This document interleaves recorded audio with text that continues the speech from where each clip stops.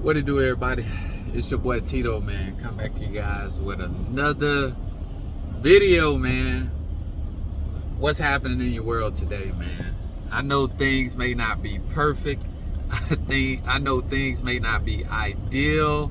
You might be going through some significant stuff right now. You dealing with some heavy stuff. But man, I just want to encourage you to keep going, keep fighting. Keep encouraging yourself, even when you don't have anybody else around you that may be encouraging, man. So I just wanted to come to you guys today with a word of encouragement. And that word of encouragement stems from a conversation, a lesson that I was trying to teach my son, my oldest son, about school zoning. Yep, school zoning. And hopefully you guys know what zoning is. It's essentially is like imaginary lines that essentially determines a lot of things, from our school districts to who we pay taxes to. Like, zoning is everything. It's imaginary lines that's set in place by the powers that be. The local, state principalities determine zoning, right? So I was explaining school zoning to him. One of the key points of our conversation was I talked about the school zoning for the neighborhood that I grew up in, Tampa, Florida. So my mother and my older brother both went to King High School in Tampa, Florida. And the neighborhood that I went to, that I grew up, the neighborhood in which I grew up in, I was determined based on zoning to go to King High School as well. And so obviously my mother, my brother, as well as myself would have been graduates of King High School in Tampa, Florida. However, my particular high school that I actually attended, Howard W. Blake High School in Tampa, Florida, go Yellow Jackets, because when it was built, the school zones were reestablished to account for the amount of students that the high school that I ended up going to, they were reestablished. So ended up going to Howard W. Blake High School instead of King High School. So why the heck am I telling you all this? One might say.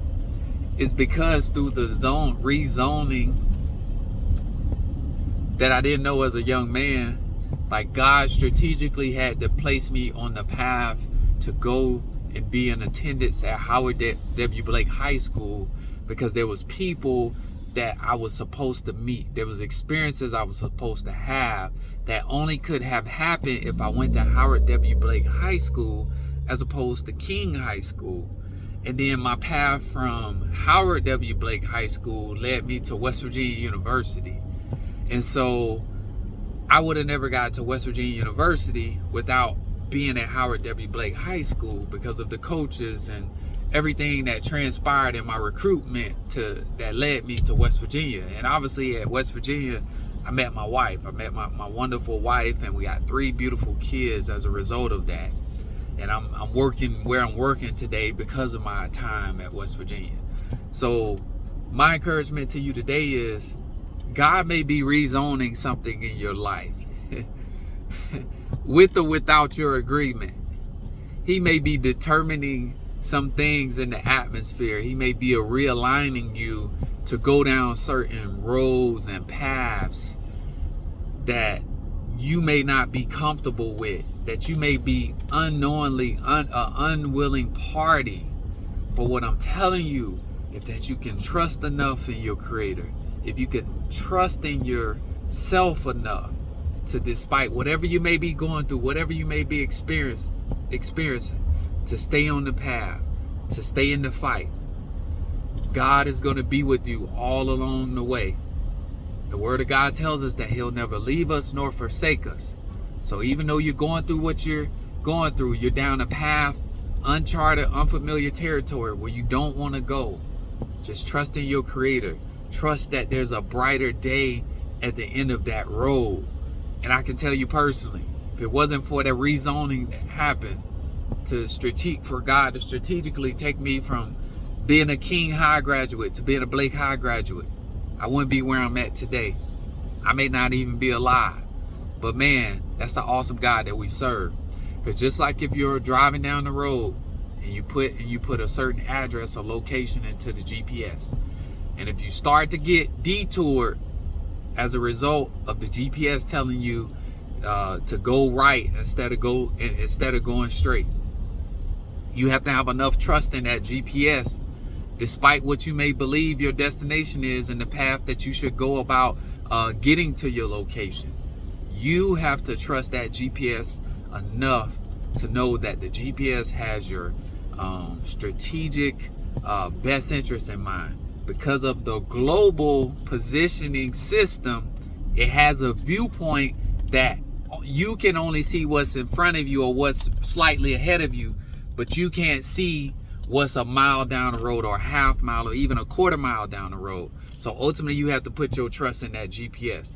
And what I'm telling you today is, your life may be in a detour situation, but you got to trust God and his strategic global positioning system, the place that he's in, to see your present, your present, your tomorrow, and your future, man.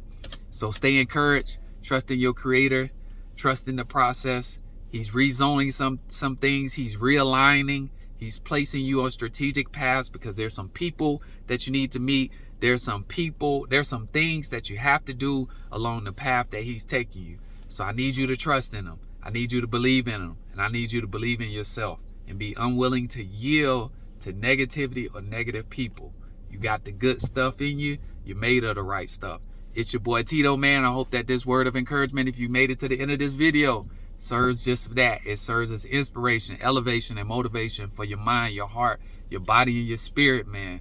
It's a blessing to be alive, y'all. Thank God for your life. Thank God for my life. Good day. God bless.